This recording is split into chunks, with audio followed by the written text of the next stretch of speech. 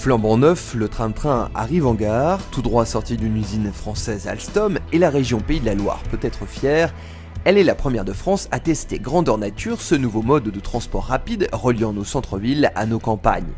Et en termes d'innovation en général, les Ligériens ne sont pas en reste, au vu notamment de l'investissement dans les énergies non polluantes. La région a enclenché depuis longtemps, et notamment avec l'école centrale de Nantes, toute une réflexion sur les énergies de la houle.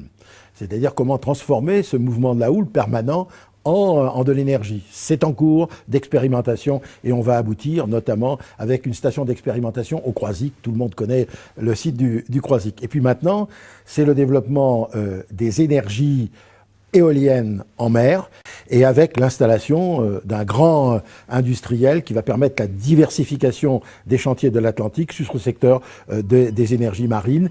Les objectifs sont clairs, développer des filières industrielles d'avenir comprenant un volet formation, mais aussi mettre à la disposition des entrepreneurs des moyens pour endiguer la crise. Un dispositif qui permettait aux salariés d'être en formation lorsque les plans de charge de l'entreprise étaient insuffisants, c'est-à-dire qu'ils gardaient leur contrat de travail, mais ils amélioraient leurs compétences. Et deuxième élément, nous avons lancé un emprunt obligataire pour faire en sorte que nous puissions avoir des disponibilités financières en liaison avec la place financière et donc les banques de la région pour faire en sorte que les entreprises en difficulté qui avaient besoin d'augmenter leur haut de bilan puissent disposer de fonds et on a sauvé de cette manière, je crois, une dizaine de milliers d'emplois, n'est-ce pas?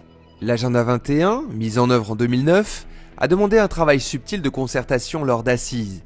En effet, le territoire Pays de la Loire compte 3,5 millions d'habitants. Nous avons au départ pris acte et élaboré un document qui a été un document provisoire. Et comme moi je suis très enclin à faire en sorte qu'il y ait une certaine éthique de la concertation, il ne s'agit pas de concerter les gens puis après d'oublier ce qu'ils ont dit, nous sommes retournés devant tous les acteurs pour une période de 4 mois pour leur dire est-ce que vous vous retrouvez dans le document que nous avons approuvé.